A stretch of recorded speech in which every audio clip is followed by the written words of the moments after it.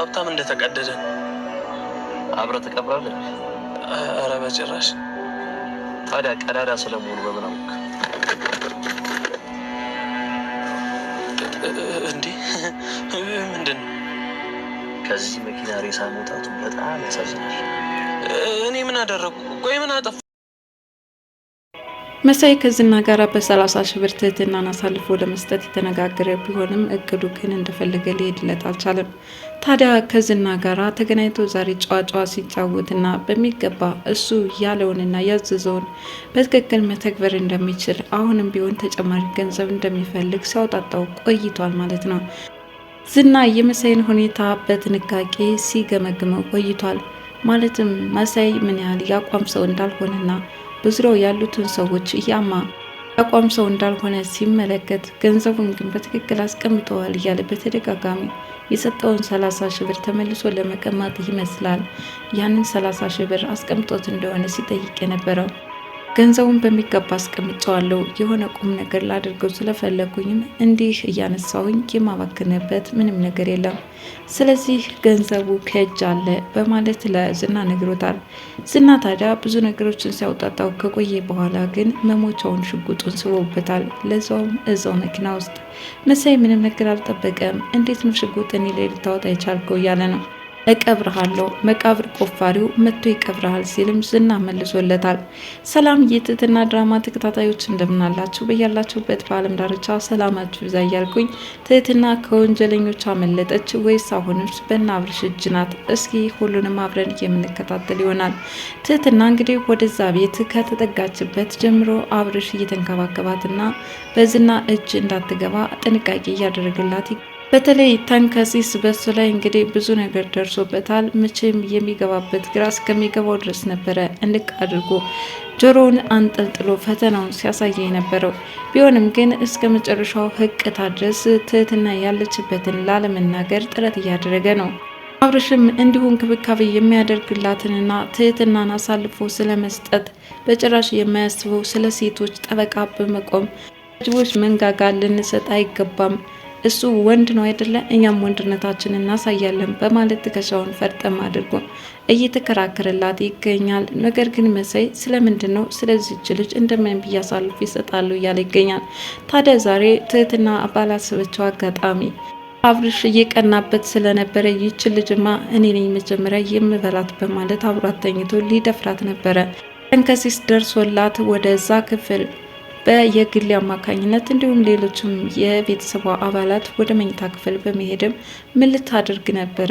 በጣም ወራዳ ሰውነ አንተ መሳይ ማለት በቁማችን የምትሸጥ አረመኔ ሰውነ እያሉ ከትህትና ጋራ ሌላ ስህተት ውስጥ ሊገባ እንደነበረ ነግሮታል። እሱ ግን በርዷት እንደነበርና ሊያለብሳት እንደፈለገም ሲነግራቸው ነበር። ይሁን እንጂ የእሱን ማስተባበያ ተንከሲስ በጭራሽ ሊቀበለው አልፈለገም። ምክንያቱም መሳይ በጣም ባለጌ ሰው ነው እያለ ከዛ ክፍል አመነቃቅረው ሊያስወጡ ችለዋል። ግሌ በበኩሏ ተንከሲስ አብሯት እንዳያድር እንኳን እኔ ነኝ እዚህ ጋር አብሬ ማደር የምችለው፣ ምክንያቱም ተንከሲስ ቁመቱ አጠረ ብለሽ ገና ልጅ ነው ብለሽ እንዳታስቢ፣ በጣም ትልቅ ሰው ነው፣ አዳሞችን ማመን አያስፈልግም፣ እሱ ጋር አብረሽ መተኛት በጭራሽ የማይታሰብ ነው በማለት የግሌ እንግዲህ አንዳንድ ነገሮችን ስታጫውታ ታድራለች።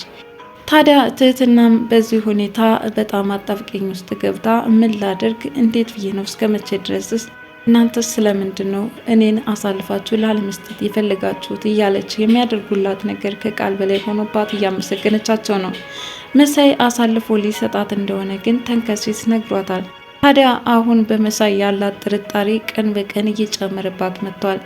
ገለሞ ቆይ ይችን ልጅ ለፍቅር ስትል ነው ወይ ወደዚህ ቤት ያመጣት እያለም አብርሽን ሲጠይቀው ነበረ። አብርሽ ደግሞ በወጣትነት እድሜዋ እየተደቀነባት ሞት ነው፣ ይችን ልጅ ደግሞ ልንታደጋት ግድ ይለናል፣ ሴትነቷ አስጨንቅ ወይ በሴትነቷ ጥቃት እንዲደርስባት ባለመፈለግ እንጂ እሷን በጾታዊ ፍቅር አፍቅረት እንዳልሆነ በግልጽ ልነግርህ እፈልጋለሁ እያለው ይገኛል። የግሌም አብርሽን ሳትወደው አትቀርም፣ ለምንድነው ወደ ውጭ እንድወጣና እንድዝናና የማትፈቅድልኝ? እንደውም ዛሬ ከአንተ ጋር መውጣት እፈልጋለሁ ስትል ጠይቀው ነበረ።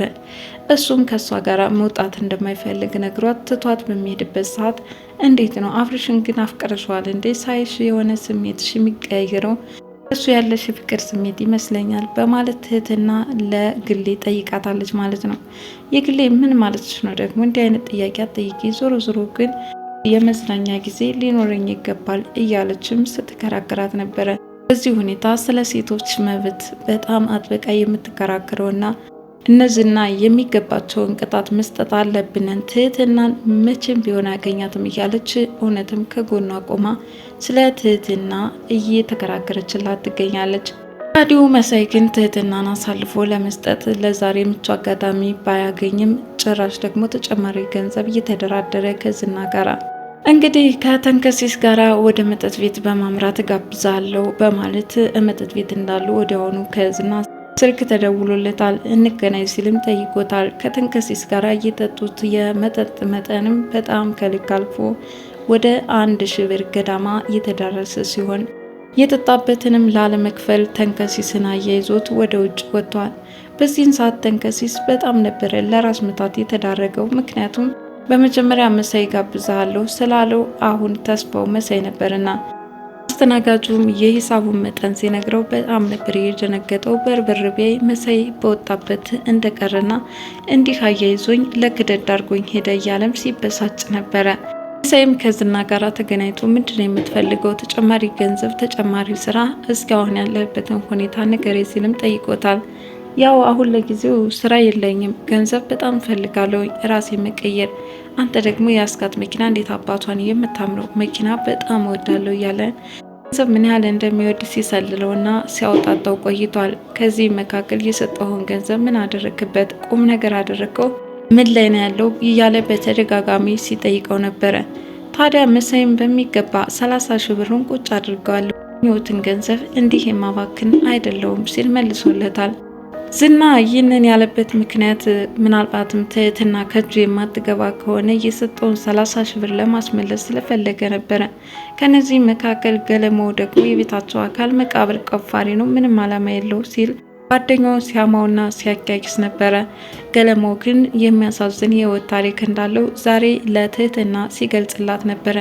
ከ6 የቤተሰብ አባላት ውስጥ እሱ ብቻ እንደቀረና ስሙንም ደግሞ ሆን ብሎ በአካባቢያቸው ሀገረ ገዥ የነበረ ሰው እንደነበርና የእሱን ተምሳሌት በመውሰድ የዛን ሰው ስም እንዳደረገውም ሲገልጽላት ነበር። ታዲያ ገለማው ብዙ ጊዜ ተስፋ መቁረጥ እየተሰማው ራሱን በመጠጥ የመደበቅ አባዜ ያለበትና ለምንድን ነው ግን አንተ ራስህን የማትቆጣጠረው?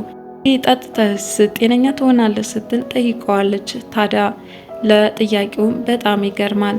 ለምን አትጠጣም ከማለት ይልቅ እንዲጠጥተህ ሰላምን ታገኛለህ፣ ጤና ታገኛለህ ማለትሽ እጅግ በጣም ደንቆኛል።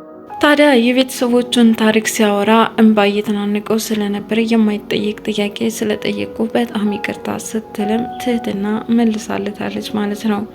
ተንከሲስ ከመጠጥ ቤቱ ወዳ በዳ ሆኖ ሲመለስ ያ ካዲ እዳ በዳ ነው ያደረገኝ፣ አሁንም ትህትናን አሳልፎ ይሰጣታል፣ እንጠንቀቀው እያለ ይገኛል ማለት ነው። ታዲያ በዚህ ማስጠንቀቂያ ትህትናንም አሳልፎ አይሰጣትም ብዬ አስባለሁ።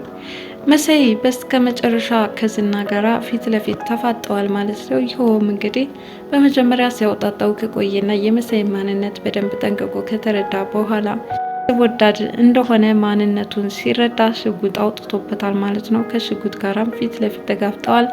መሳይ ማን ደርሶ እንደሚያስጥለው ባይታወቅም ፉኛ አስፈራርቶታል ማለት ነው። ትህትናም በዚህ መልኩ ለዛሬው ከዝናች ለማምለጥ ችላለች።